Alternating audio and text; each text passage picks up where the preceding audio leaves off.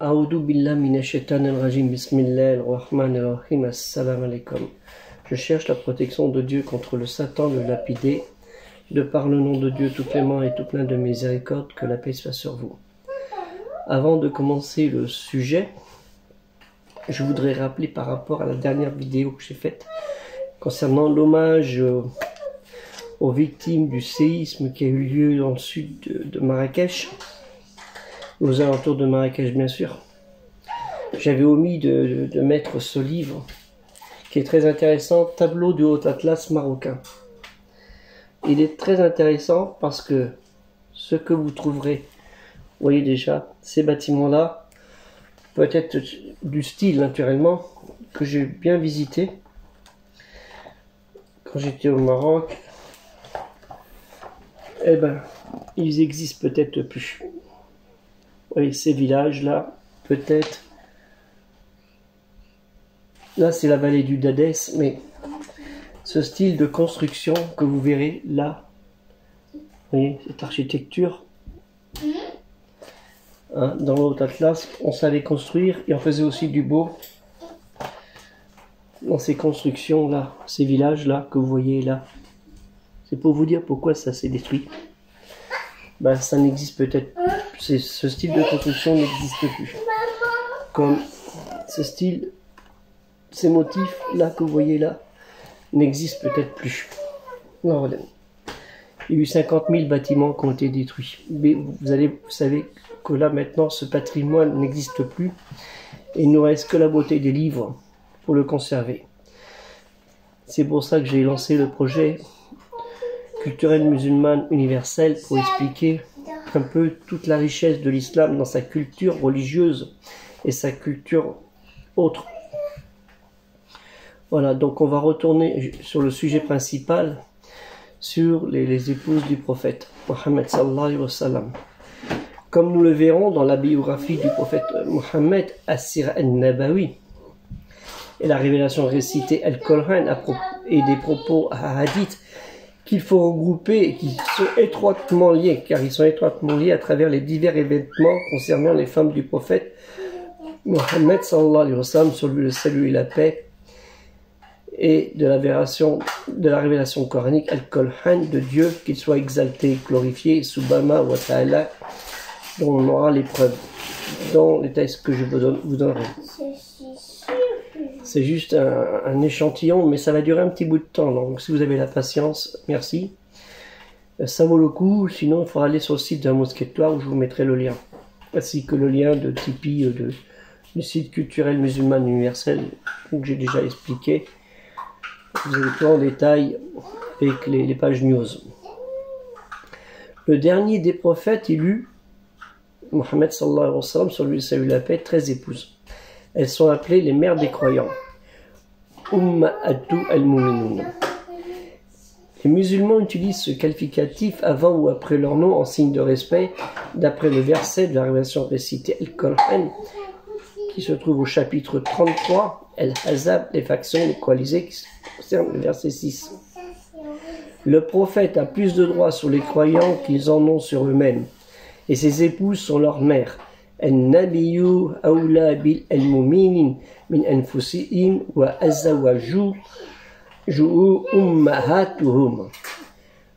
La suite du texte en français, d'après le livre de Dieu, fi kitab Allah, les liens du sang ont la priorité sur les successions, sur ceux qui unissent les croyants de Médine, les croyants de Médine al-Mu'minin, et les émigrés de la Mecque al-Muhajirin.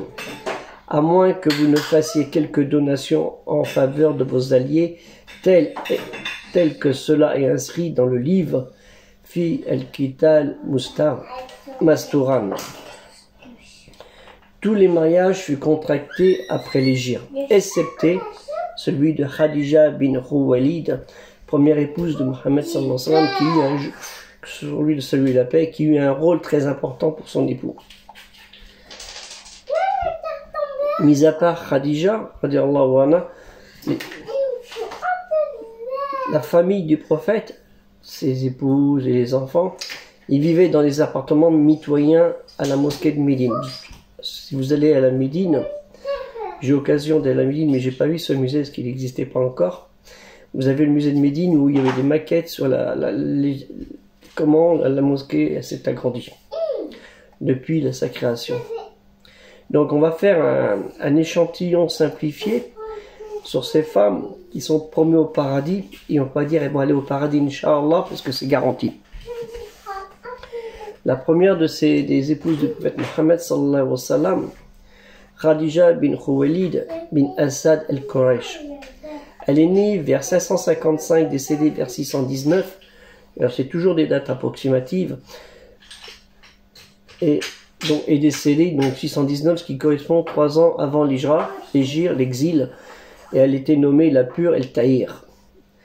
Du côté de sa mère, Fatima bin Zaïda, qui était liée à Yatrib, aux autres tribus de Yatrib, qu'on appellera la future Médine, El-Médina, et à son père qui était Khuwaylid bin Asad al-Quraysh, qui était l'un des seigneurs de la tribu de Quraysh et l'un des personnages les plus riches de la Mecque. Il est dit qu'elle fut une riche commerçante, peut-être issue d'une famille chrétienne. Elle était membre de l'importante tribu mécoise des Banu Asad et de la famille Banu Hashim, branche des Quraysh. Parce qu'il y a des tribus, et dans les tribus il y a des tribus, donc c'est comme ça. Donc je ne vais pas parler de l'histoire, j'ai mis en détail sur le site d'un mousquetaire des petits détails qui sont très intéressants concernant par exemple sur son père. Sur le site d'un mousquetaire, je mettrai le lien. Avant de se remarier à Mohammed, Khadija, elle fut 2 fois veuve, il faut le savoir. Le prophète Mohammed sallallahu alayhi wa sallam n'a épousé qu'une seule femme qui était vierge, et vous allez savoir qui. Donc, souvent il dit, je veux une femme vierge, je veux pas une femme qui n'est pas vierge. Ben, vous voyez, le meilleur des exemples, et on ne le suit pas. Donc, Khadija engage le jeune Mohammed qui s'était fait remarquer pour son intégrité pour conduire son commerce caravanier vers la Syrie, Al-Shams. Il devient vite son homme de confiance, lui propose le mariage, qu'il accepte vers 795. Elle avait alors 40 ans et lui 25. C'est approximatif. De ces unions, ils eurent 6 enfants. Que Dieu soit satisfait de Dieu. 2 garçons. Le premier qui s'appelait Qasim, né en 598, mort vers 601, donc ça veut dire il a 3 ans, surnommé le bon El-Taïb, et Abdallah, surnommé le pur El-Tahir, qui est né en 611, mort en 415, qui a vécu 1 an de plus, qui est décédé à l'âge de 4 ans. Et ils eurent tous les deux, naturellement, 4 filles, Zineb, Ruqaïya, Kulthum et Fatima Zahra. J'ai fait un détail sur le site d'un mousquetaire, un peu explicatif, avec qui ils étaient mariés et tout ce qui s'est passé un petit peu.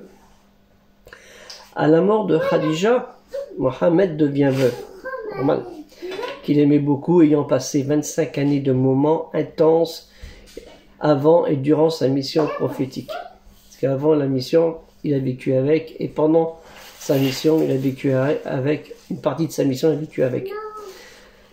Néanmoins, il avait besoin de sortir de son deuil, ce qui paraît naturel. Son deuxième mariage, Saouda bin Zemaha bin Qais el-Amiriya, né vers 589 ou 600 et décédé vers 673-674. Pour dire, elle était très âgée. Elle faisait partie de la tribu de Quraysh du côté de son père, Qais ibn Abd Shams, et était de côté de sa mère, Ashumuz bin Qais ibn Amr bin Zaïd, lié au camp des Banu Najjar de la tribu des Banu Kharaj, installé vers l'an 300 de notre ère à Yatrib, qui s'appellera plus tard la future Médine El-Médina. Les Banu Najjar de Médine, c'était le clan maternel du grand-père de Mohammed, Abdul al-Muttalib, de son vrai nom, Shayban ibn Hashim, 4e chef de la confédération tribale de Quraysh. Oui, c'est important de le savoir. Donc, il a des origines dans cette région-là. Et au moment de sa naissance, n'oublions pas que son père, Abdallah, est décédé à Yatrib, à Médine, tout comme lui.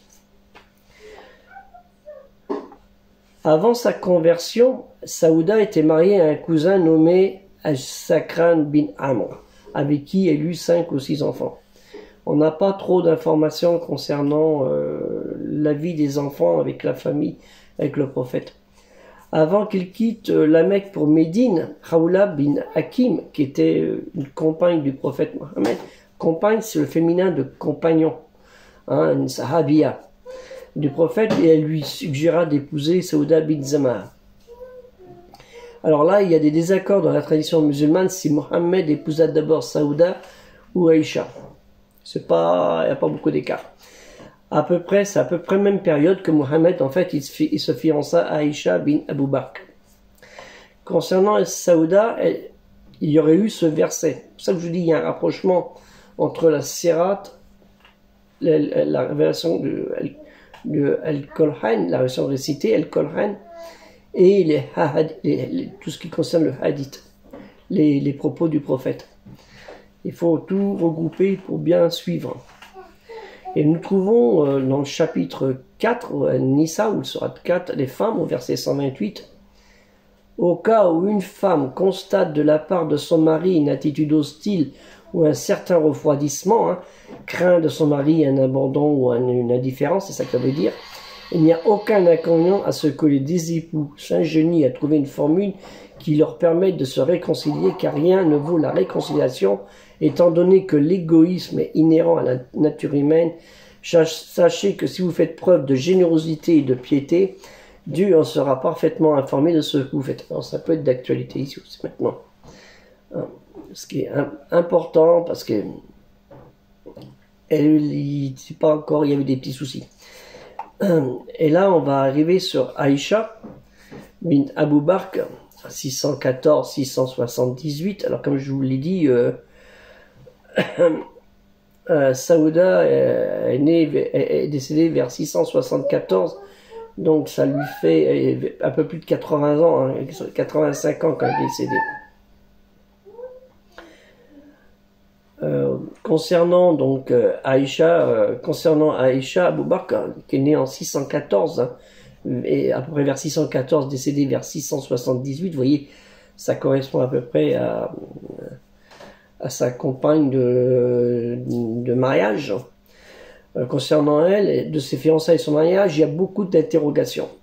Elle aurait, à un moment de ses fiançailles, eu entre 9 et 10 ans. Lors de l'époque du mariage en 623, hein, c'est la deuxième année de l'Hégire, elle aurait eu entre 14 et 15 ans. Mohammed était âgé de 53 ans, elle est la seule qui fut épousée vierge avec Mohammed, et elle n'aura pas eu d'enfant avec lui. Donc souvent les gens confondent l'époque de fiançailles et l'époque du mariage.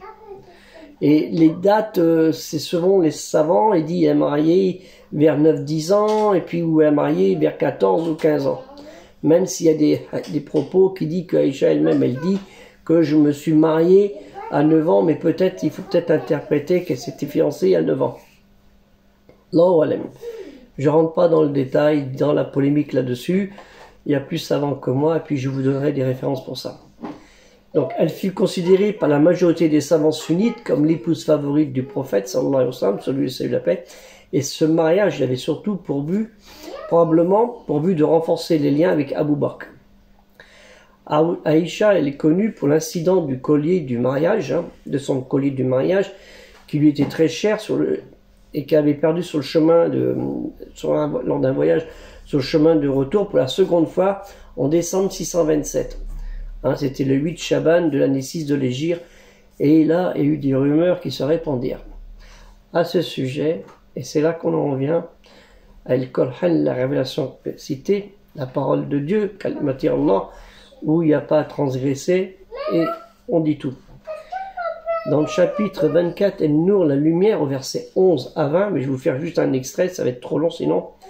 Certes, une bande parmi vous a propagé une abominable calomnie, mais ne croyez pas que cela soit de nature à vous nuire, au contraire, cela constitue un avantage pour vous, car chacun des complices est appelé à répondre de son forfait, alors que l'auteur principal de cette médisance subira lui-même un terrible châtiment. Je ne vais pas rentrer dans le détail pour les personnages. pas le but. Quand vous avez entendu, au 12, quand vous avez entendu cette calomnie, les croyants et les croyantes auraient dû avoir une meilleure opinion d'eux-mêmes et simplement dire, c'est là une calomnie manifeste. Aussitôt, il faut dire, ah oui, qu'est-ce qui s'est passé? Non, non, non, non. Il faut quelqu'un qui dise, c'est une calomnie manifeste. Et il y a eu aussi l'événement aussi, plus tard, la bataille du chameau, hein, le 8 décembre, 8 au 9 décembre 656, ou le 10, ou soit le 10-15 Jumada de l'année 36 de l'Hégire. Ça à peu près, souvent les gens disent peut-être novembre ou décembre, c'est plus vers décembre paraît-il. Et la cause en fait de cette bataille du chameau, triste bataille du chameau, la cause c'est l'assassinat du troisième calife Othman ibn Affan par des soldats mutinés à Médine en 656. Ali, gendre du prophète sallallahu alayhi wa sallam, un gendre et cousin du prophète, il tend, lui, son option, le pardon général. J'ai abordé ce sujet dans une vidéo. Tandis que Aïcha à la Mecque, qui était à la Mecque, elle appelle plutôt au châtiment des meurtriers. Aïcha, c'est vrai qu'elle est un peu impulsive parfois. Et Ali est connu pour quelqu'un de très calme, très raisonné et raisonnable. Ce qui ne veut pas dire qu'Aïcha n'était pas raisonnable. Celle-ci, lors de la bataille, a été ramenée. Ce fut le début de la grande discorde qu'on appelle la première fitna, des rivalités de pouvoir, qui engendra la première guerre civile entre musulmans.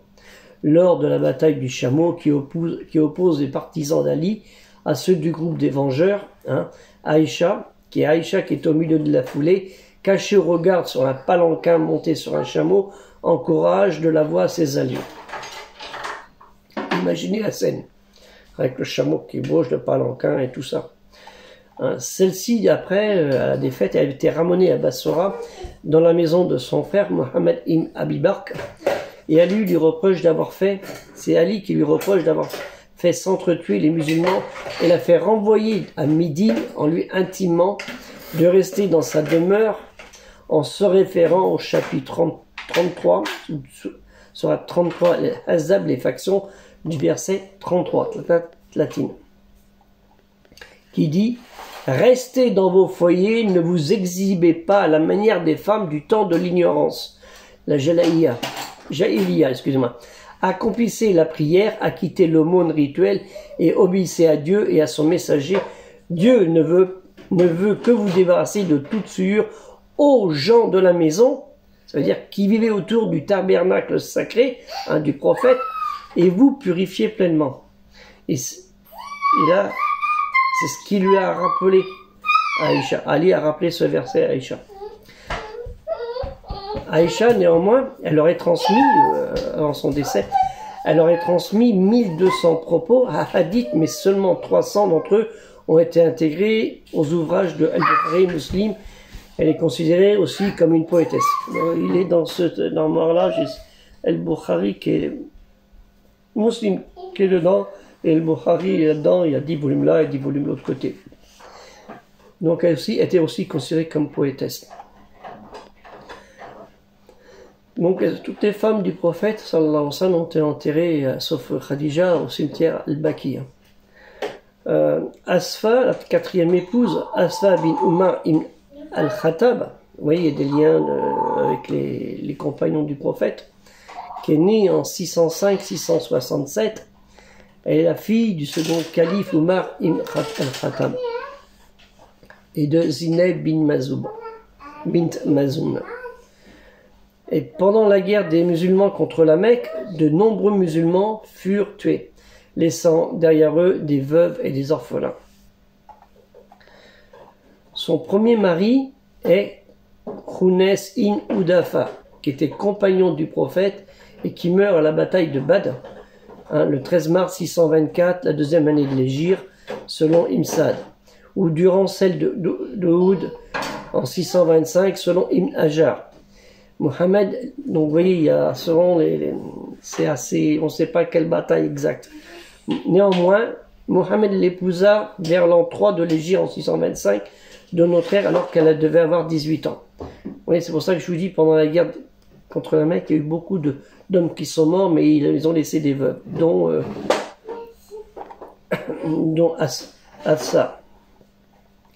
À la suite de la bataille d'Al-Yamama, donc un peu plus tard, au cours de laquelle près de 1200 musulmans, dont 39 grands compagnons et 70 maîtres récitateurs de la révélation récitée, le Coran, perdirent la vie. Et sur les conseils d'Omar ibn Khattab, et craignant la disparition des témoins et des mémorisateurs, Al-Qara, de la révélation récitée, Al-Coran, il aurait chargé l'un de ses scribes du prophète, l'un des scribes du prophète Mohammed, sallallahu alayhi wa sallam, Zaïd ben Thabit, originaire de Basra, scribe personnel de Mohammed, sallallahu alayhi wa sallam, sur lui et salut la paix, que celui-ci sur qui avait entière conscience de mettre par écrit sur les feuillets, le suhuf, les versets mémorisés. Tout ce qu'ils avaient mémorisé, hop. Ceux-ci auraient été remis au calife, puis transmis à sa mort, à qui? À sa fille Hafsa. Sous le califat de Othman, les divergences dans la récitation révélée Al-Coran seraient apparues. Ça est arrivé et c'est véridique. Ce dernier aurait alors décidé de réunir l'ensemble des chapitres, des sourates, en un seul ouvrage manuscrit, ça veut dire le codex Al-Mushaf. Pour ce faire, il demanda toujours à Hafsa de lui faire parvenir ses feuillets de la révélation récitée Al-Coran qu'elle garde depuis la mort d'Abou Bakr et fait préparer alors plusieurs copies. Et c'est ce que nous avons maintenant au jour d'aujourd'hui. Là, non, c'est tout en français, je suis désolé. Voilà, c'est ce que nous avons au jour d'aujourd'hui. Voilà, bah ça, vous voyez, c'est des petites notes des fois que je mets en plus qui sont nécessaires. La cinquième épouse, Zineb bin Khuzaima, qui est née vers 595 et qui est décédée vers 625-626. Elle est également connue sous le nom de mère des pauvres al-Masakin, à cause de sa grande charité, de sa grande gentillesse. Elle devint en 624 veuve de Ubeda bin al-Harith de la tribu d'Al-Muttalib, qui était le frère de lait de Mohammed, compagnon du prophète, et qui était décédé à la bataille de Badr contre les gens de la Mecque. Oui, encore une veuve qui épousa le prophète. Il existe des rapports contradictoires, savoir si Zineb était belle et si elle avait refusé de nombreuses offres de mariage ou si elle les a évitées. Il y a toujours eu selon les savants. Zineb, toutefois en 625, son cousin Koubessa, le frère de son premier mari, s'arrangea pour qu'elle épouse Mohammed et lui donna une dot de 400 dirhams. C'était environ un mois après son mariage avec Hafsa bin Umar. Oui, le mariage s'était assez rapproché. En 626, soit l'année 4 de l'Hégire.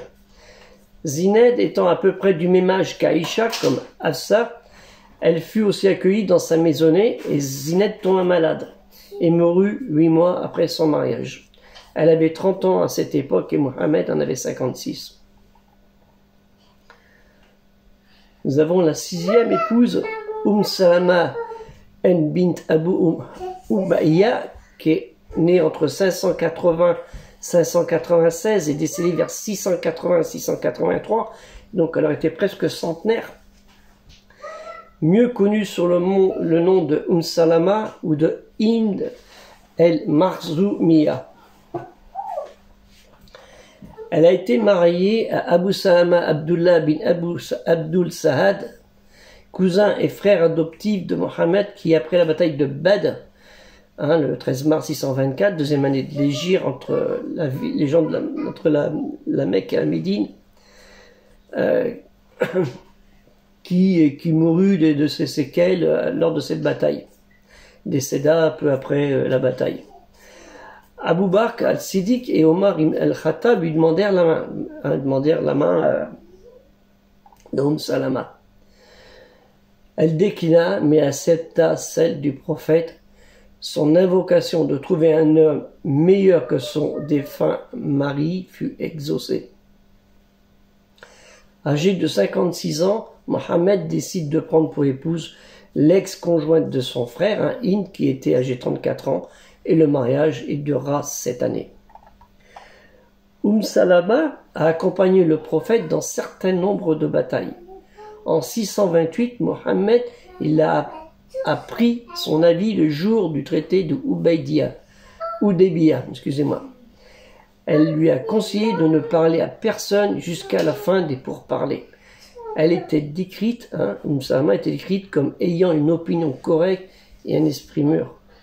Elle a dit, tu vas assister à la réunion avec les autres, mais tu dis rien, tu n'abordes pas plus de sujets pour que ça se passe mieux.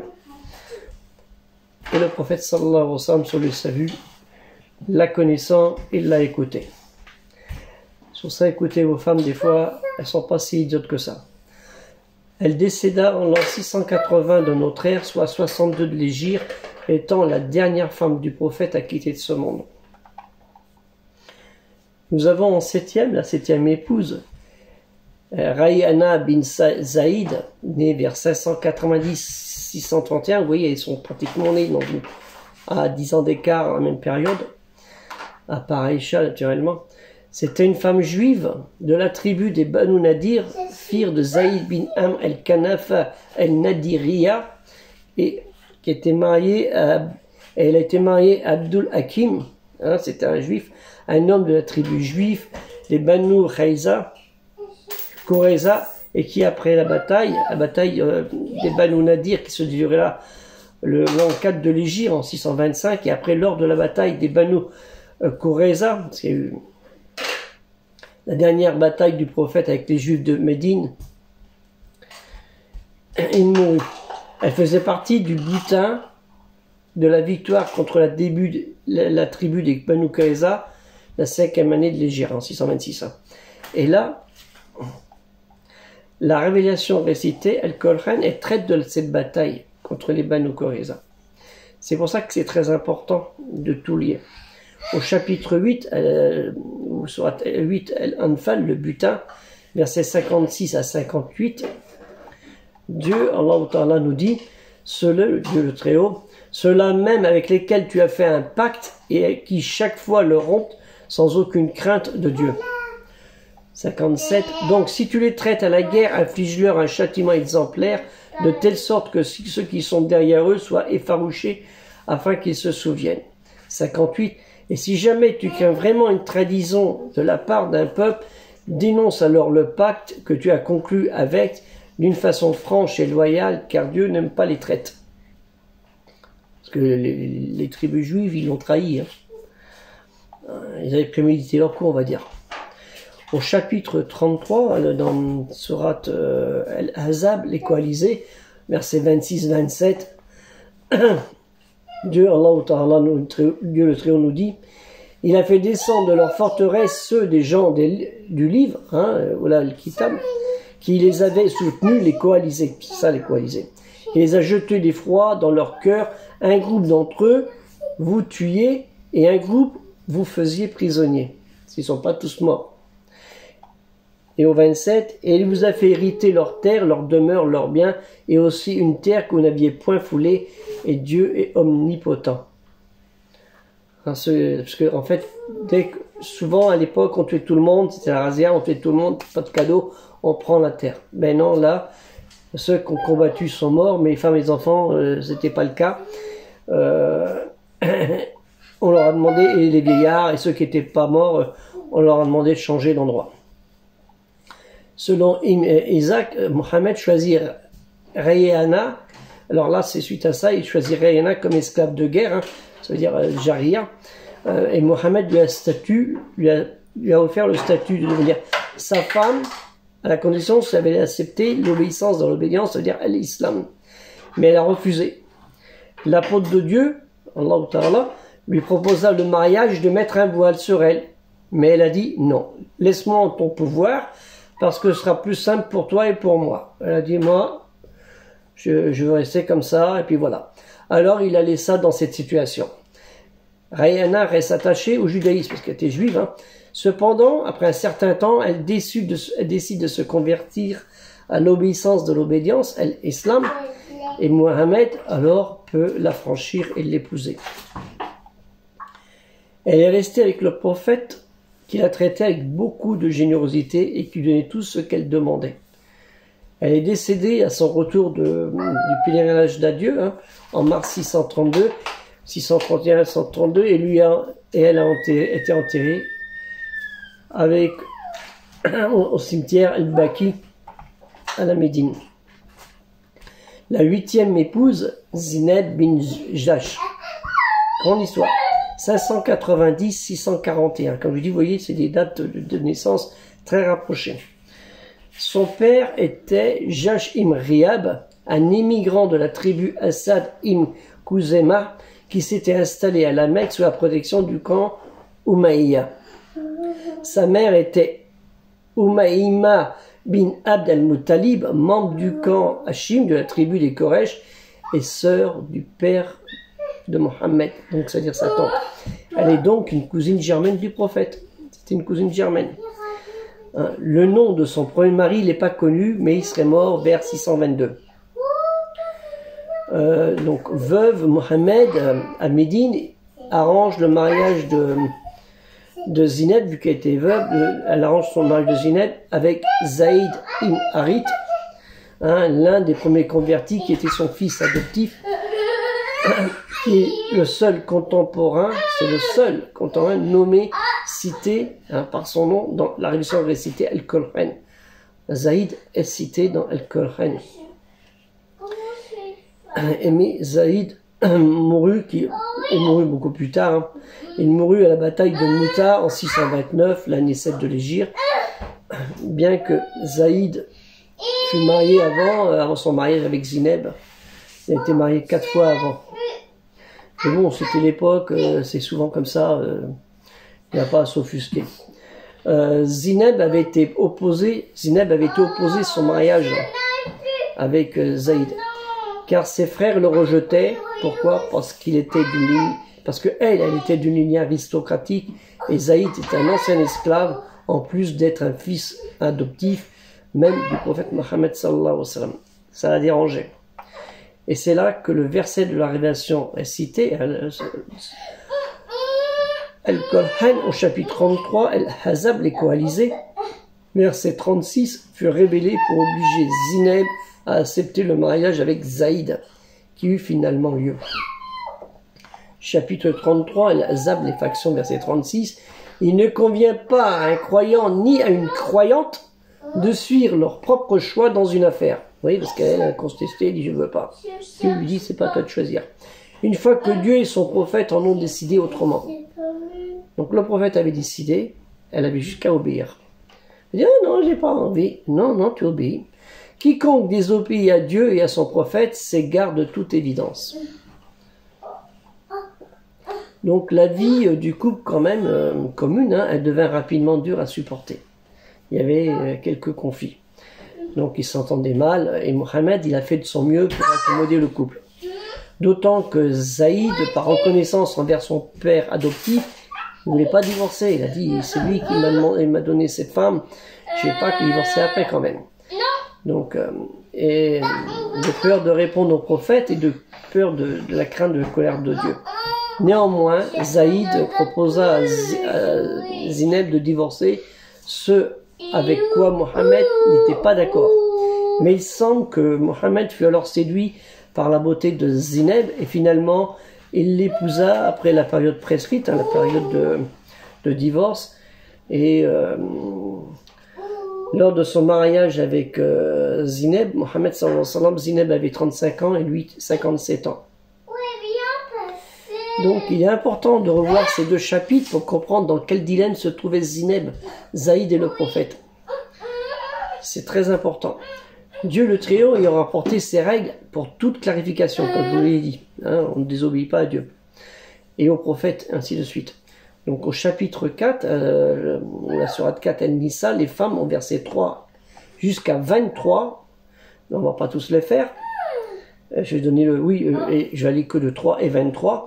Et si vous croyez de ne pas être juste envers les orphelins, il est permis d'épouser 2, 3 ou 4 parmi les femmes qui vous plaisent, mais si vous croyez de n'être pas juste avec celle-ci, alors une seule ou des esclaves que vous possédez. Cela afin de ne pas faire d'injustice, ou alors afin de ne pas aggraver votre charge de famille.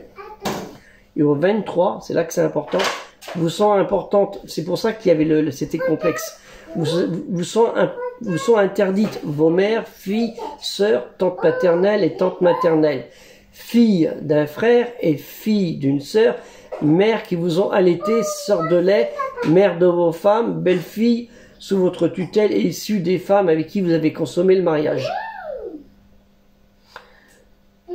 Si le mariage n'a pas été consommé, ceci n'est pas un péché de votre part. Les femmes de vos fils, nés de vos reins, de même que 2 sœurs réunies, exception faite pour le passé. On ne peut pas marier avec 2 sœurs en même temps, il faut attendre qu'il y en ait une qui décède, à la limite. Car vraiment Dieu est pardonneur et miséricordieux. Et c'était dans cette complexité qui se trouvait.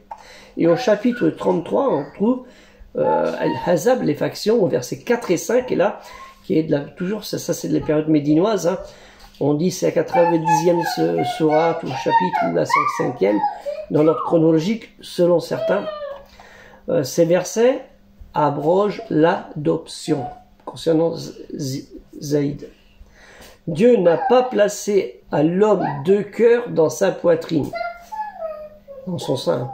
Il n'a point assimilé à vos mères vos épouses à qui vous dites en les répudiant, tu es aussi illicite pour moi que le dos de ma mère.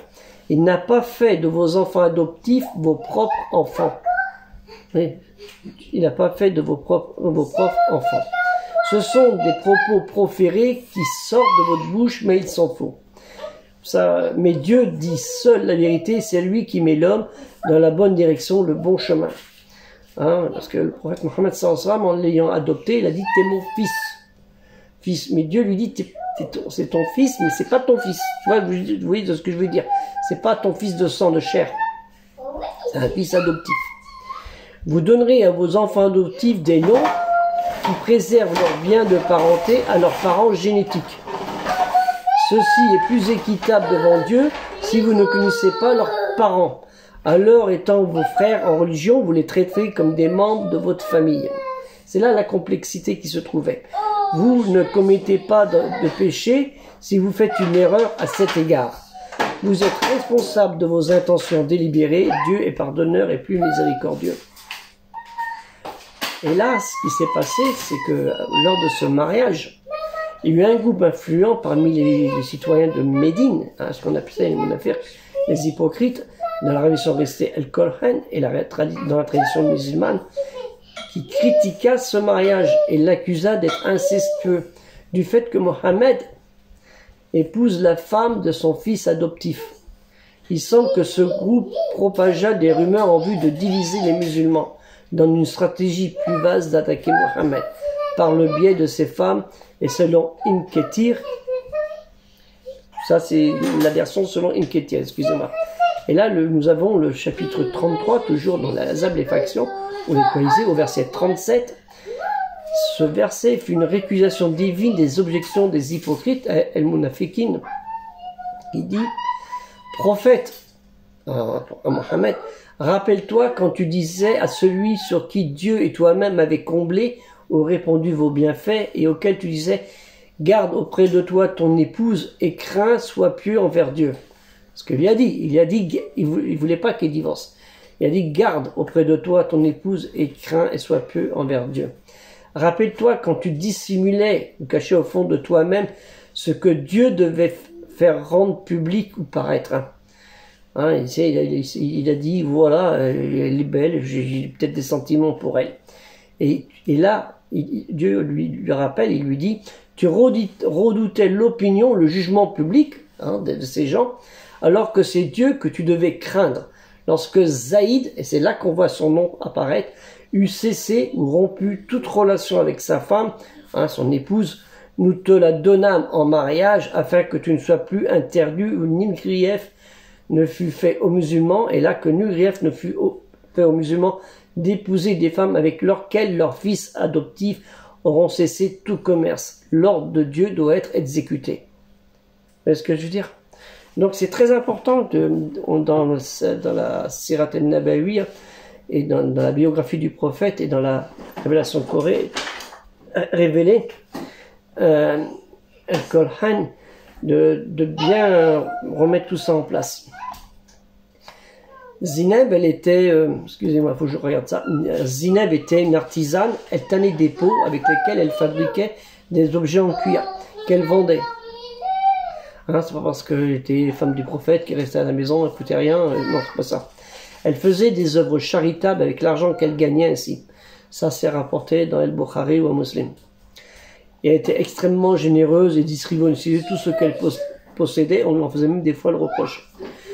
Elle était très pieuse et jeûnait beaucoup. Aïcha, radiallahu anha, a rapporté « Je n'ai jamais vu une femme observant mieux sa pratique religieuse que Zineb, ni une femme plus pieuse, plus sincère dans ses paroles, meilleure envers ses proches, plus généreuse dans ses aumônes et dans sa dépense d'elle-même pour faire l'aumône et de se rapprocher du Tout-Puissant. » Et ça, c'est rapporté par Muslim. Elle est décédée pendant le califat d'Omar, vers l'an 20 de l'Hégire, âgée d'environ 57 ans. Et la 9e épouse, là c'est aussi très important, Joweria bin el-Harith, née alors 608-676, donc un peu plus tard que ses congénères, elle était la fille de el-Harith ibn Abi Dirar, c'est qui était le chef de la tribu des Banu Mustalik, un sous-clan des Banu Khuza'a, descendants de Asdi et des Katani, c'est la région sud de l'Arabie. Ils occupèrent aussi le territoire de Cadis au nord de la mer Rouge, entre Jeddah et Rabir. Alors, ce qui est intéressant, tout cet événement-là, j'ai oublié de présenter, ça se situe, concernant les femmes du prophète, où ça s'est passé, ça se situe dans cette zone-là. Hein. Vous avez là c'est la Mecque, là vous avez la Médine, là vous avez Jeddah, excusez-moi, Jeddah à la Mecque. Ouais, c'est le premier endroit où j'ai atterri. La Mecque, la Médine, et puis vous avez aussi Khaybar, naturellement. Hein, Khaybar, vous voyez, c'est toute cette zone géographique où les événements se sont passés. En Arabie, hein, pas l'Arabie des Saouds, ils n'existaient pas encore, eux. Donc,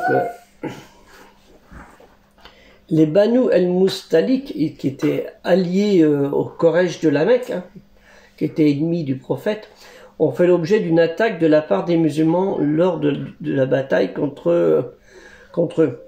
Hein, c'était au mois de Chaban, vers l'an 626, l'an 5 de l'Hégire, à peu près au mois de décembre 627 peut-être. Ou 8 de Chaban, de la 6e année de l'Hégire. On ne sait pas trop si c'est la 5e ou 6e année. Et c'est connu, on a connu ce jour, il est connu par El-Mouressi, Youm El-Mouressi. La force musulmane a rencontré les Banu Mustalik au combat à un point appelé El-Mouressi, hein, c'est le point d'eau, le puits, et les a vaincus solidement, emmenant en captivité le chef Mustalik el-Harith, hein, dont se trouvait sa fille, hein, Joweria. Et elle tomba d'abord, a été prise comme butin, hein, était prise par butin par Thabit ibn Qais al-Shamas, Shamas, ouais, c'est ça, qui était compagnon du prophète, sallallahu alayhi wa sallam, sur lui salut après. Et troublée par cela, Joweria, elle a demandé à Mohammed de faire plus de mansuétude. Mohammed l'a proposé alors de l'épouser par conséquent et l'a libérée de l'esclavage de Thabit ibn Qais, Shamas. Et en échange de la libération, il a dit ok. En échange de libération, elle lui a dit je veux bien, mais en échange de libération de 100 prisonniers, mais il lui a dit à condition qu'ils se convertissent à l'obéissance de l'obédience à l'islam, en guise de compensation, ce qui eut pour conséquence l'amélioration de la condition de vie de la tribu capturée. Comme quoi, c'était plus la période où on tuait tout le monde. L'islam, l'obéissance de l'obédience a rapporté des mœurs beaucoup plus adéquates. Mais il faut savoir que Joweria avait été mariée à un de ses cousins, Moussafa bin Safwan bin Abi al-Shafar, qui a été tué dans cette bataille. Donc, elle a vécu mariée avec le prophète jusqu'à sa mort pendant 5 à 6 ans, où elle est décédée en 632. Le prophète est décédé en 632, puisqu'elle est décédée en 676. Et Jouweria a été décrite comme étant très belle et raffinée. Donc je donne plus d'explications sur le site de la mosquée de Thouars, parce que ça va être trop long, là, on a déjà 45 minutes. Elle est morte à l'âge de 68 ans en 676, et comme les autres épouses, Janatu el-Baki. La 10e épouse, Rumla bin Abi Sufyan, connue par Habiba, vers 594, née vers 594, décédée vers 666. Habiba, elle était la fille de Safiya bin Abi el-As et de Abu Sufyan ibn Amr, qui est lui ennemi acharné de Mohammed, qui dépensait une grande partie de sa fortune en s'opposant aux musulmans. C'est lui qui conduisait les armées de Quraysh contre les musulmans, c'est-à-dire les obéissants dans l'obédience à l'islam, dans toutes les principales batailles, notamment Al-Badr, Al-Hud, celle de la bataille des tranchées, en avril 627, Shawwal de 5e année de l'Hégire. Habiba était la veuve de Ubaydallah bin Jash, dont sa sœur, la sœur de Umayya, Zineb bin Jash, qui était future épouse du prophète, qui viendra aussi plus tard, avec qui elle avait été émigrée en Abyssinie pour être sous la protection du Négus. Rappelez-vous, on ne marie pas deux sœurs en même temps. Mohammed signa avec ses ennemis de la Mecque, les Quraysh, un traité de paix mettant fin à l'état de guerre entre les deux parties. Dans le but de réconciliation avec ses anciens opposants, Mohammed, ayant appris qu'elle était devenue veuve, envoya une proposition de mariage à Rumla bin Abi Sufyan, qui était à l'époque, elle, en Abyssinie, avec sa fille, qui avait une fille, et qui vivait une vie très simple, dans l'isolement, attendant de voir ce que le décret de Dieu serait pour elle. Elle s'était convertie à l'obéissance et l'obédience à l'islam contre l'avis de son père. Ah oui. Alors, en 628, un jour, Habiba était assise dans sa chambre solitaire, étrangère dans un pays étranger, loin de son pays, de ses proches, comme elle dit. Et lorsqu'une servante vient frapper à sa porte et qu'elle dit qu'elle avait été envoyée par le Négus, il y avait un message pour elle. Le message était que le prophète Mohammed la demandait en mariage. Elle décida de prendre l'un des musulmans en Abyssinie comme son tuteur légal, le wakil, de sorte que la cérémonie du mariage pourra avoir lieu en Abyssinie, même si elle n'était pas au même endroit que le prophète Mohammed, sallallahu alayhi wa sallam, sur lui le salut et la paix. 2 ans plus tard, son père et son fils Abu Sufyan, lors de la conquête de la Mecque, vers 629-630, ils embrassèrent la foi musulmane. Si bien que Abu Sufyan ibn Harb, il devient le premier calife et roi omeyyade en 661-681. Et elle a été mariée environ 4 années avec le prophète, sallallahu alayhi wa sallam, sur lui le salut et la paix. Safiya bin Ouyeh, née vers 610 et décédée vers 661-670, elle serait née à Yatrib, la future Médine. Vous voyez le lien toujours cette ville. Elle appartenait à la tribu juive des Banu Nadir. Safiya avait été auparavant l'épouse du guerrier juif et rabbin et poète, le rabbin, c'est un prêtre, et poète Salam in Mashkam, qui la répudia en 628 et qui décéda. Puis, elle épousa Kinana ibn al-Rabi, qui était chef de la tribu, et qui aura incité... alors lui, il avait déjà fait quelque chose. Il avait incité le prophète Mohammed à abandonner la coutume de tourner son visage vers la Mecque. Donc, vous le savez, au départ, il faisait vers Jérusalem, et après la Mecque. Pendant la prière, on profite de Jérusalem, comme c'était la coutume dans l'islam au début, où les croyants le faisaient. C'est lui qui lui a fait le reproche. Oui, tout est lié, avec les personnages.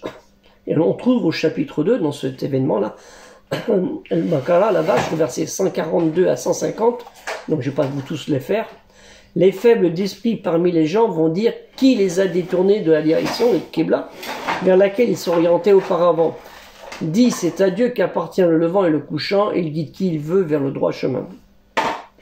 Au verset 143, et aussi, si nous avons fait de vous une communauté de justes, pour que vous soyez témoins aux gens, comme le messager sera témoin à vous. Et nous n'avons établi la direction Qibla, vers laquelle tu te tournais, que pour savoir qui suit le messager et qui s'en retourne sur ses talons. C'était un changement difficile, mais pas pour ceux que Dieu guide. Et c'est pas Dieu qui vous fera perdre la récompense de votre foi, car Dieu, certes, est compatissant et miséricordieux pour les hommes.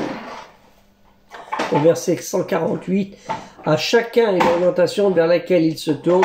Rivalisez donc dans les bonnes œuvres, où que vous soyez. Dieu vous ramènera tous vers lui, car Dieu est certes omnipotent. Oui, tout est lié. La biographie, la révélation et les hadiths. En 629, lors de la bataille de Khaybar, 628-129, l'ancêtre de l'Égypte, c'est situé à peu près à 150 km de Yathrib, comme je vous l'ai dit. La Médine et Khaybar, elle est là, hein. Donc ça fait ça à 150 km, excusez-moi. Hein, la Médine, Khaybar, c'est là 150. Et la Mecque, elle est là. Elle s'est terminée par la reddition des Juifs de Khaybar, naturellement, et Kinana ibn al-Rabi fut exécuté. Hein, ceux qui ont survécu ont ensuite été autorisés à rester dans la région, à condition qu'ils donnent la moitié de leurs produits aux musulmans, et ils vont rester protégés ainsi dans la région, avec le statut de protégés par un pacte par les dhimmi. Mais ça ne va pas durer ça. Ils ne vont pas rester longtemps protégés, puisque il y a un autre personnage important qui va leur enlever cette autorisation. Safiya bin Huyay, qui fut capturé pendant ce moment, Mohammed l'a franchi et lui proposa de l'épouser. Elle accepta et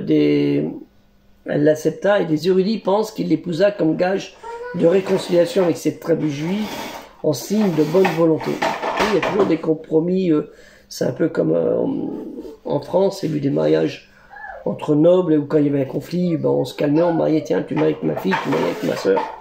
Et on s'arrête un petit peu. Et on reprenait, et on se marie, et on reprenait. Donc, Mohammed convainquit, dans d'autres pays pareil, Safiya convainquit Safiya de se convertir à l'obéissance de l'obédience, à l'islam, et l'épousa. Après son entrée dans la maisonnée de Mohammed, Safiya se lia d'amitié avec Aïcha et Hafsa. Quand les deux autres femmes de Mohammed dirent du mal des origines juives de Safiya, Mohammed intervint et lui dit à tout le monde que le mari de Safiya aime Mohammed, son père est Haroun et son oncle est Moïse, un Moucha. En référence à des prophètes révérés par l'obéissance et l'obéissance à l'islam, et dans Al-Qur'an, la relation récitée. Donc je ne vais pas mettre les notes sur Salman, pendant qu'on y a vu le temps qu'on a mis. Une petite note sur Salam, c'était son époux, qui est mort. Il faisait partie des rabbins qui ont débattu avec Mohammed. Et à une occasion, il lui a dit: est-il vrai que la religion récitée Al-Qur'an est la vérité devenant de Dieu? Pour notre part, nous ne voyons pas que cela a arrangé comme l'est la Torah. Mohammed, il a protesté que la révélation récitée Al-Qur'an pouvait être trouvée dans la Torah et que ni les hommes ni les djinns n'auraient pu le contrefaire. Et les Juifs le défièrent. Il a dit: faites-nous descendre du ciel un livre qui démontrera clairement son identité par sa similitude avec la Torah, sinon nous en produirons un comme la révélation récitée Al-Qur'an. Vous voyez comme ils étaient. Donc le mariage avec Safiya avait probablement plutôt une situation politique, puisqu'elle contribua à réduire les hostilités entre les tribus. Donc les autres étaient plutôt c'était des mariages avec des veuves, des compagnons qui étaient morts en combat aussi, comme je l'ai dit. Elles avaient aussi besoin d'une protection. Donc la décision de Mohammed d'épouser Safiya, c'était un grand honneur pour elle, selon que dit l'écrivain, journaliste et politique égyptien, Mohamed Hussein Ekal, auteur de la vie de Mohammed, Ayat Mohammed, que vous pouvez retrouver à la page 366 à 370, sur l'édition de 1935. qui dit « Le prophète lui accorda la liberté, il l'épousa, suivant des exemples de grands conquérants qui épousèrent les filles et les épouses des rois qu'ils avaient déposés, en partie pour atténuer leur tragédie et en partie pour préserver leur dignité. En épousant Safiya, Mohammed avait sans doute en vue de mettre fin à l'inimité que les tribus juives avaient à son encontre et leur hostilité contre l'obéissance et l'obédience. » Je vous mettrai le lien de son livre qui est très intéressant, il est tout en arabe. Safiya était humble et pieuse croyante. Kati aussi, dit d'elle, elle était une des meilleures femmes dans son adoration, sa piété, son ascétisme, sa dévotion et sa charité. Safiya était une femme très charitable et généreuse. Elle avait l'habitude de distribuer tout ce qu'elle avait pour l'amour de Dieu, au point qu'elle donna une maison qu'elle possédait alors qu'elle était vivante. On arrive à la fin de cette partie-là. Il y a Maïmouna bin, la 12e épouse, Maïmouna bin el-Harith el-Aliyya. De son vrai nom, c'est Bara bin el-Harith. Son mariage avec Mohammed prend place vers 629. Elle devait avoir à peu près 27 ans. Ce mariage avait pour but aussi de renforcer les liens avec le clan de son père, El-Harith ibn Anzm, de la tribu Hilali, les Banu Hilal de la Mecque. Sa mère était Hind bin Aouf, également connue sous le nom de Khawla, originaire de Dimyar. C'est probablement, Dimyar c'est le Yémen, probablement la ville de Saba au Yémen. En épousant, Mohammed put se sentir plus proche de ses adversaires. Comme les Mécois ne le permirent pas de rester plus longtemps, quand il y a eu l'autorisation d'aller faire un pèlerinage, Mohammed il quitta la ville prenant Bara avec lui. Il l'appela Maïmouna. Maïmouna, c'est là qu'elle donne son nom, qui veut dire béni ou de bon augure, car son mariage avec elle eut lieu lorsque, pour la première fois depuis 7 ans, il put rentrer dans sa ville natale, la Mecque, quand il a eu l'autorisation. Après, il est rentré plus tard, définitif. Enfin, définitif, il est retourné après la Médine. Et après, la dernière, Maria, la 13e, Maria Koutbiya, ouais. Sa date de naissance, on la connaît pas exactement. On l'est nommé le don de l'Égypte. Maria la copte, une chrétienne égyptienne, son père était copte et sa mère aussi. Après sa première enfance, au début de sa jeunesse, elle allait résider avec sa sœur Sérine dans le palais de Mukaoukis, qui était le dernier préfet d'Égypte à Alexandrie, aussi nommé Kyrolos, le chef des Coptes. Elle vivait en ce lieu quand elle entendu parler d'un prophète habitant de la presqu'île arabique qui l'appelait à la nouvelle religion céleste. Elle se trouvait alors dans le palais quand Atib ibn Habib Baltahar, compagnon du prophète, sallallahu alayhi wa sallam, son salut, il vient en délégation porteur d'un message au roi. Comme le roi avait donné plusieurs messages à plusieurs empereurs pour leur les demander de venir à la religion de Dieu, l'unique. Celui-ci entra et mit la lettre en question, remit la lettre en question. Après, au nom de Dieu le Tout-Clément et tout miséricordieux, Bismillahirrahmanirrahim, la lettre appelait à embrasser l'obéissance dans l'obédience à l'islam. Le roi eut lu le message, l'appelait avec soin et la plaça dans un étui qui remit à l'une de ses servantes. Ensuite, il se tourna vers Atib et lui demanda de lui parler de ce prophète et de le décrire. Oui, il a pris un peu le temps, un peu comme Négus et d'autres, mais d'autres, ils ont dit non, on ne va pas. Et à la fin de l'exposé de l'émissaire du prophète, il dit à Atib: je savais qu'il restait encore un prophète à envoyer. Je pensais qu'il allait se manifester dans le Shams, c'est la Palestine, car c'est dans cette région que les messagers sont issus. Enfin, il a oublié que le prophète Oud Aiber est issu de l'Arabie du Sud et que le prophète Ibrahim était de la Mésopotamie. Enfin bref, on va pas refaire un cours.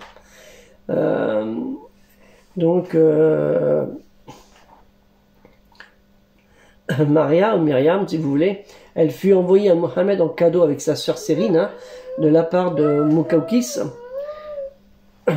Et l'arrivée de Maria, elle eut lieu de sa sœur, l'ancêtre de l'Égypte. Et comme mariée, elle donna à Mohammed Ibrahim, troisième fils de Mohammed, sallallahu alayhi wa sallam, qui est né en 629 et décédé 630, 631, il est à peu près dans les 17-18 mois. Alors certains ils disent qu'elle était une concubine de Mohammed, pour d'autres elle l'épousa dès qu'il a reçu. Elle est considérée toutefois comme une mère des croyants. Alors Maria ne s'est jamais mariée après la mort du prophète Mohammed en 632 et elle mourut 5 ans plus tard jusqu'en 637 et fut enterrée avec ses conjointes, ses amis et sœurs en islam au cimetière Al-Baqi à Médine. Alors pour tout ça, j'ai des notes un peu partout, mais il est intéressant de lire ce livre, Les causes de la révélation Al-Qur'an, Hasab Al-Nuzul Al-Qur'an Al-Karim, là, vous voyez ici, là, hein, il a marqué Hasab Al-Nuzul Al-Qur'an Al-Karim. Et vous allez à la page 400 pour la sourate les coalisés, où vous avez des explications. Voilà, vous avez des textes en arabe, hein. Vous avez le texte en arabe, et pour ceux qui ne lisent pas l'arabe, vous avez le texte en français. Donc la partie qui nous intéresse, elle est là. Elle est là. Vous avez... alors ça c'est intéressant, c'est de lire, c'est pour bien comprendre comment vivait le monde des Arabes. Le berceau de l'islam, la veille de l'Hégire, c'est très intéressant ce livre, par Henri Lamans. Alors c'était un prêtre libanais, je trouve très intéressant, il y en a qui l'ont critiqué, faut prendre avec des pincettes naturellement, hein. Oui, moi j'ai fait les petits correctifs, mais c'est très intéressant, il a fait de son mieux. Moi je critique pas le travail des gens, hein, ils font ce qu'ils peuvent, et il connaît l'arabe mieux que moi, et des langues aussi, l'hébreu et autres, mieux que moi, et je critique pas, même si leurs intentions sont pas toujours les plus pures, mais très intéressant ce livre. Donc c'est une réédition tout sur internet, hein. Le berceau de l'islam, hein, l'Arabie occidentale à la veille de l'Hégire, là faut prendre les climats, les bédouins, c'est le tome 1, après vous avez les autres. Livre très intéressant pour voir comment vivaient les gens. Alors là, bon, naturellement, par Ismaël Ketir, vous avez Al-Sira. Là, c'est la version française. Hein, biographie du prophète, le début de l'islam. Donc ça, vous pouvez le trouver dans n'importe quelle bonne librairie ou sur Amazon. Vous le paierez moins cher, parce que des fois, dans les librairies musulmanes, vous trouvez toujours plus cher que chez les autres. C'est bizarre, hein. Normalement, chez les musulmans, on devrait être moins cher que les autres, mais bon, il y en a qui aiment bien se faire de l'argent. Alors, Chronique de Tabari, naturellement, hein, là vous avez donc tout ça, c'est des informations intéressantes qu'il faille prendre, hein. C'est la traduction d'Hermann Zontenberg, donc elle est connue, hein, vous pouvez le prendre, il vaut le coup. Ça vous aide à comprendre un petit peu. Un seul ne vous suffira pas. Par Martin Lings, hein, qui est connu, le prophète Mohammed, hein, sa vie c'est d'après les sources les plus anciennes. Donc c'est ça qui est intéressant, c'est qu'il a des sources intéressantes. Ça vaut le coup d'être lu. Alors, ça fait sortir un peu de billets, mais bon, mieux que dans la bêtise des fois. Alors par Roger Caratini, c'est une autre version qui est très bien faite. À Mohammed, prophète de l'islam. Et là, il y a énormément de références et de sources. Vous avez... Alors ça c'est l'avis des compagnons, non je vais pas le mettre maintenant que j'ai pris, hein. L'avis des compagnons du prophète, Abid al-Fida, Ismaël ibn Ketir, mais bon c'était pas prévu celui-là, mais si vous voulez le mettre, mais il n'y a pas trop par rapport au sujet qu'on veut aborder. Par contre sur celui-ci, par Barthélemy Saint-Hilaire, Jules Barthélemy Saint-Hilaire, Mahomet et le Coran, c'est pas grave, ils ont marqué ça comme ça, mais je trouve que c'est très intéressant ce qu'il a marqué. Très très intéressant. Il y a peut-être des notes qui ne sont pas chez les autres. C'est pour ça qu'il faut plusieurs livres. Parce que un dit une note et l'autre il en oublie une et ainsi de suite. Alors bon, Maxime Rodinson c'est connu. Mahomet est le plus simple, hein. C'est au plus simple. Ceux qui ne veulent pas se fouler trop. Alors vous avez Hichem Jaït, la vie de Mahomet, donc c'est en 3 tomes, donc ça vaut le coup. Vous avez là c'est un peu plus pointu, mais c'est une lecture un peu bizarre, hein, mais bon, ça se suit. Donc là, vous avez le Sahih al-Muslim que je vous ai dit tout à l'heure. Et ça, c'est le chapitre qui concerne sur les femmes. Hein, vous allez au tome 5 dans Dokaïd. C'est celui-là qui concerne les femmes. Donc ça se remet avec ce que je vous ai donné tout à l'heure. Et vous avez la vie de Mohammed, prophète d'Allah. Alors c'est par Mohammed Edouard Dinet, vous savez, le peintre qui s'est converti à l'islam, qui était avec son ami Haj-Sliman Ben Ibrahim, qui a fait un livre assez intéressant. Hein, mais bon, un peu relié tout ça, la vie du prophète, qui vaut le coup. Et puis vous avez la vie de Mahomet traduite et complétée de l'Al-Qur'an, des traditions authentiques de la Sunna et des meilleurs auteurs arabes. C'est ce que je vous ai dit tout à l'heure. Hein. Alors c'est en vieux français, hein. Je crois, pas le vieux, mais bon, là c'est du français qui est un peu net. Bon, c'est facile à lire. Hein, avec juste les textes qui changent un petit peu, le C ou le S, mais ça c'est pas grave. Donc on a fait le tour, donc j'espère, Inch'Allah, c'est un peu long, 1h06, je suis désolé. Ceux qui peuvent regarder tout, sinon on peut le faire en plusieurs fois. Mais je pouvais pas faire moins.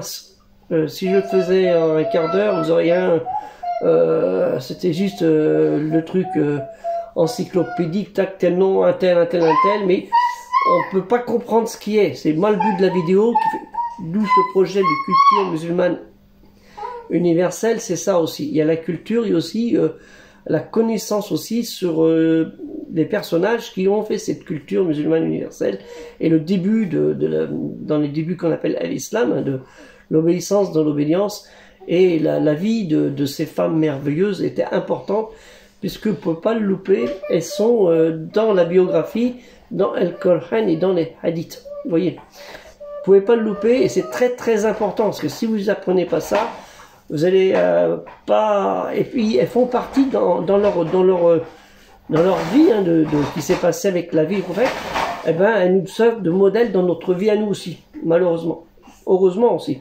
Hein, dans notre vie malheureuse pour certains, on se comporte des fois mal, moi le premier, et ça peut être un rappel. Hein, voilà, parce que ça arrive tout le temps.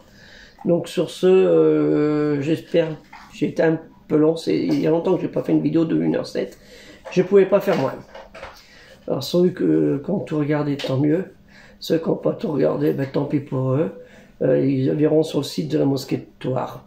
Hein, ça changera peut-être, regarder les informations où il y a la guerre, la violence et entre-temps un peu de pub. Là, il n'y a aucune pub, il n'y a que moi. Pas pareil. Voilà, donc je souhaite une bonne journée. Et on espère, Inch'Allah, et ça, c'est des heures et des heures de travail pour refaire ce que je vous ai mis. Hein. Parce que j'ai fait un raccourci. Oui, sinon il est pour 5 heures. Je vous ai fait un raccourci. Donc que la paix soit sur vous. Assalamu alaikum. Et Inch'Allah, à la prochaine vidéo, on verra quel sujet, Inch'Allah. J'en ai 135 en réserve.